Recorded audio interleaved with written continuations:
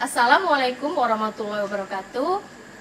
Salam sehat, salam semangat, GTK se-Indonesia. Perkenalkan, saya Iyun Mardiati, Kepala SMA Negeri 8 Batanghari. Pada kesempatan kali ini, saya akan memaparkan kisah tentang kepemimpinan transformatif yang saya lakukan di SMA Negeri 8 Batanghari. Baiklah, selamat menyaksikan.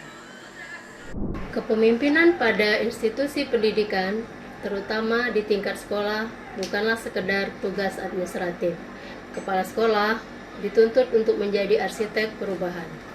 Bukan sekedar konsentrasi pada perubahan yang sesuai dengan arah kebijakan pendidikan semata, namun juga berfokus pada perubahan yang berarti yang dapat membawa seluruh warga sekolah kepada situasi di mana seluruh potensi dan karya diberikan kesempatan untuk berkembang secara optimal melalui kolaborasi dan kerjasama serta kemitraan yang dibangun baik secara internal dan eksternal.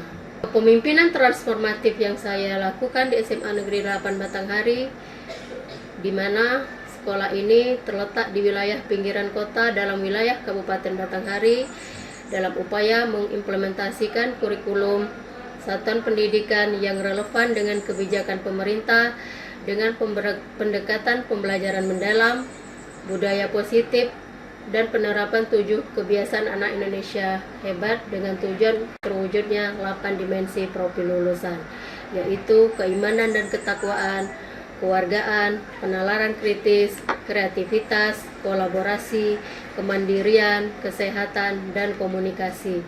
Dimensi-dimensi ini bertujuan untuk membentuk lulusan yang tidak hanya cerdas secara akademis, tetapi juga berkarakter, etika, dan memiliki keterampilan sosial yang kuat untuk berkontribusi positif kepada masyarakat. SMA Negeri 8 Batanghari adalah sekolah yang memiliki jumlah siswa 453 orang dan tenaga guru sebanyak 32 orang. Secara fisik, infrastruktur sekolah cukup memadai, namun minim sentuhan modernisasi, terutama dalam pemanfaatan teknologi untuk pembelajaran. Hal ini karena memang keterbatasan alat-alat teknologi digital yang ada di sekolah. Sekolah ini merupakan gedung eks Balai Latihan Pegawai Pertanian dengan banyak gedung tua di dalam lahan sekolah.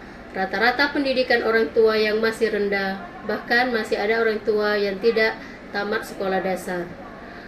Inisiasi perubahan yang berarti dilakukan secara bertahap dan berkesinambungan, diawali dengan pengelolaan mindset guru sebagai seorang pemimpin mesti mampu memberikan stimulasi-stimulasi serta sinyal-sinyal tuntutan dan perubahan yang berarti agar dapat memberikan semangat bagi guru untuk bertransformasi pada pola pikir bertumbuh atau growth mindset.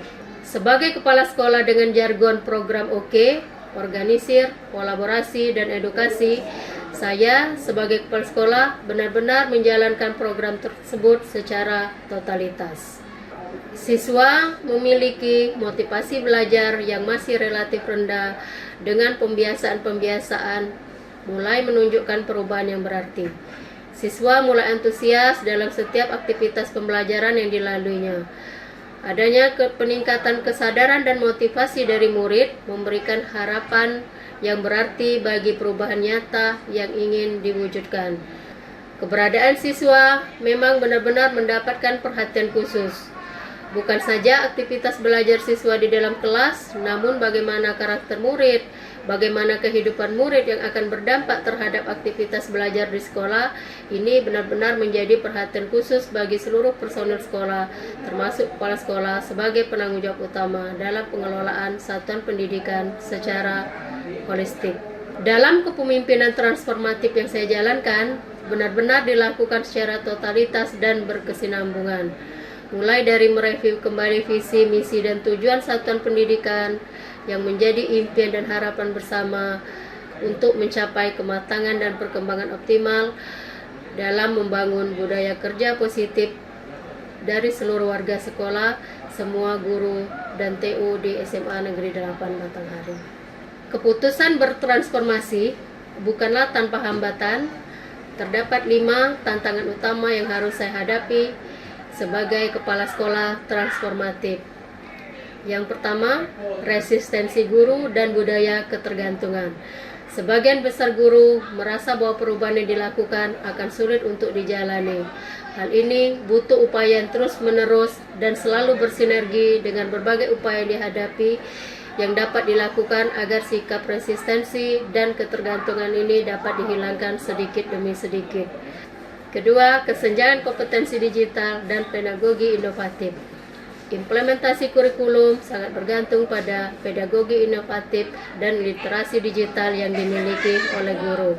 Sehingga yang ketiga, keterbatasan sumber daya sekolah, meliputi dana dan infrastruktur.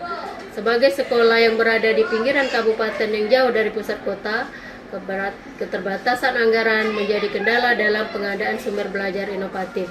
Yang selanjutnya yaitu masih rendahnya dukungan dan keterlibatan orang tua dan masyarakat. Tantangan yang terakhir yaitu bagaimana merumuskan visi transformasi yang mengikat sebagai seorang pemimpin dengan pola pikir bertumbuh. Yang menjadi tantangan berarti adalah bagaimana menggerakkan seluruh warga sekolah untuk bersama-sama memiliki antusiasme dalam mewujudkan visi dan misi sekolah yang menjadi cita-cita dan tujuan bersama bagi seluruh warga sekolah. Hal-hal yang dilakukan untuk menghadapi tantangan tersebut yaitu saya mengimplementasikan strategi kepemimpinan transformatif yang fokus pada 4 pilar utama, yaitu inspirasi visi, stimulasi intelektual, perhatian individual, dan pembentukan budaya kolaborasi. Menginspirasi visi bersama adalah langkah pertama untuk mengubah pola pikir dari kepatuhan menjadi kepemilikan. Sebagai seorang pemimpin, saya berupaya untuk membangun terjadinya dialog visi strategis di mana kondisi ini kami merumuskan bersama hal yang ingin kami raih bersama dalam mewujudkan sekolah yang menjadi dambaan setiap orang tua dan setiap siswa pada era saat ini. Bersama-sama kami merevisi program sekolah ke arah yang lebih baik dengan menambahkan hal-hal baru yang menarik dan eksentrik yang membuat siswa dan guru antusias dalam menjalankan berbagai aktivitas sesuai dengan peran yang dimiliki masing-masing. Visi dan misi ini diharapkan menjadi ruh bagi setiap langkah dan upaya yang dilakukan dalam berbagai aktivitas serta realisasi setiap program di sekolah. Selanjutnya, ada juga program guru berefleksi dan berbagi dengan teman sejawat melalui aktivitas komunitas belajar internal serta pada pertemuan rutin bulanan untuk membahas berbagai kendala yang dihadapi serta berbagai hal-hal baru yang diperoleh oleh setiap orang dalam setiap momen yang dihadapinya. Pelibatan semua dengan kapasitas yang dimiliki oleh masing-masing guru dan setiap guru saling berbagi dan melengkapi. Hal lain yang dilakukan oleh kepala sekolah yaitu pemberdayaan dan dukungan individual, individualist consideration. Kepemimpinan transformatif mengakui bahwa setiap guru memiliki kebutuhan dan potensi yang berbeda. Mendelegasikan kepemimpinan menjadi salah satu langkah penting dalam kepemimpinan transformatif, yaitu bagaimana mendistribusikan peran kepemimpinan melalui pembentukan berbagai tim penunjang di sekolah. Setiap orang diberikan kesempatan memimpin tim. Ini adalah cara praktis untuk melatih calon pemimpin masa depan dan meringankan beban pengambilan keputusan. Transformasi yang paling signifikan adalah pergeseran dari budaya kepatuhan secara perlahan dan nyata menjadi budaya kepemilikan dan inovasi. Guru-guru kini sudah berani mencoba metode baru dan tidak takut gagal. Pemimpin transformasional adalah pemimpin yang mampu memberdayakan seluruh potensi yang ada pada diri setiap individu yang ada di dalam satuan pendidikan. Pemimpin yang baik dan bertransformasi adalah pemimpin yang mampu menjadi katalisator platform aman bagi seluruh warga sekolah yang menjadi tanggung jawab kepala sekolah. Akhirnya, semoga seluruh pemimpin khususnya di satuan pendidikan dapat menjadi pemimpin yang transformasional dan membawa perubahan yang berarti bagi Indonesia. Terima kasih. Assalamualaikum warahmatullahi wabarakatuh.